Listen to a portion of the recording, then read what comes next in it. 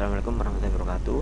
Saya Arif Setio akan melanjutkan pertemuan yang ketujuh tentang ekspor dan import. Langsung saja ke uraian.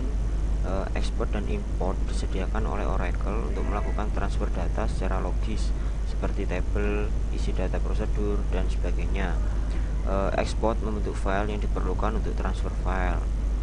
File hasil ekspor berbentuk file binary yang disebut dump atau DMP file. File ini hanya dibaca oleh utilitas import yang berfungsi mengembalikan informasi dari dump file ke database. Skema ini skemanya, yaitu database Oracle diekspor membentuk file dump, lalu yang bisa membaca cuma import dari database Oracle itu sendiri. Itu jika dibuka lewat web atau yang lainnya itu error dan bisa datanya tidak bisa kembali mungkin. Itu cara ekspor sendiri, yaitu yang pertama buka command prompt dengan mengetikkan cmd pad menu run di menu Windows sehingga muncul Windows command prompt. Terus ketikkan perintah x username atau password at tns name. Keterangan username dan password adalah nama user di mana datanya atau tabel yang ingin diekspor, dan TNS name adalah nama koneksi yang menghubungkan klien dan server. Contoh Xcode Tiger at belajar. Cara ekspor yang ketiga, muncul perintah enter revite buffer size, maka ketikkan 4096 kemudian enter. Kemudian isikan nama file penampung data hasil ekspor, contohnya C di folder C xdat.dmp, kemudian tekan enter. Lalu muncul pertanyaan U user atau T table, yang artinya apakah Anda ingin mengekspor data user ataukah tabel. Kalau Anda ingin mengekspor user maka ketikkan U, kalau Anda ingin mengekspor tabel maka ketikkan T dan kemudian tekan enter.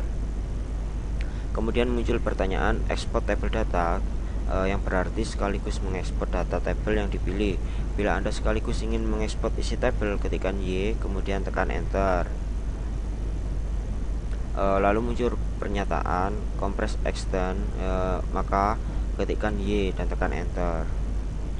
Selanjutnya Anda harus mengetikkan satu persatu tabel yang akan Anda ekspor. Misal di Xcode Anda ingin mengekspor tabel employee dan tabel departemen, maka ketikkan satu persatu tabelnya, employee kemudian enter, departemen kemudian enter, dan seterusnya. Tabel mana aja yang ingin Anda ekspor. Untuk mengakhiri proses ekspor, Anda tidak perlu mengetikkan apapun, hanya tekan enter saja.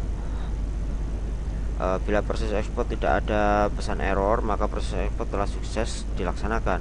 Periksalah apakah di komputer Anda sudah terdapat file hasil ekspor tadi ataukah belum. Cara ekspor, buka command prompt dengan mengetikkan cmd pada menu run, menu Windows. Sama lagi nih, sama.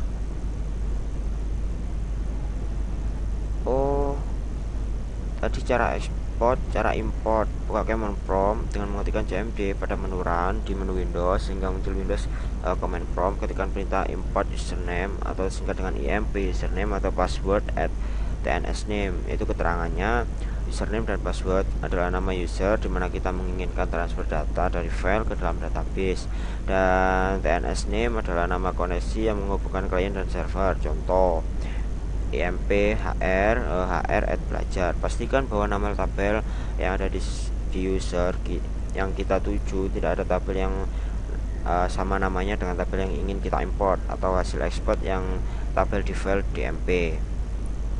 Muncul pernyataan lokasi file import file, maka ketikkan lokasi file dmp, misal C, kita taruh di komputer data C, export dmp.dat.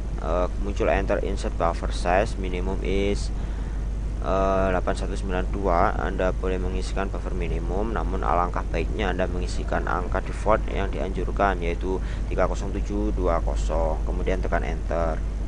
Muncul list content of import file only, maka ketikkan T kemudian enter. Muncul ignore create error due to object extend, ya kita ketikkan T kemudian enter. Muncul import grants, ketikkan Y. Lalu muncul import table data, maka ketikkan Y. Lalu muncul import entire export file. Apabila Anda ingin mentransfer semua data isi dari file DMP ke database, maka ketikkan Y. Apabila hanya user tertentu dan table tertentu saja, maka ketikkan T. Proses import data selesai. Apabila tidak ada pesan error, maka proses import data dan file DMP ke database Oracle telah berhasil dilakukan. Selesai. Cukup singkat untuk pertemuan kita yang ketujuh. Setelah kita membahas ekspor dan import di pertemuan ke-8, saya akan membahas kelanjutannya lagi. Ditunggu untuk video-video berikutnya, dan semoga cara ekspor dan import ini dapat bermanfaat. Kalau bisa langsung diterapkan. Alhamdulillah. Assalamualaikum warahmatullahi wabarakatuh.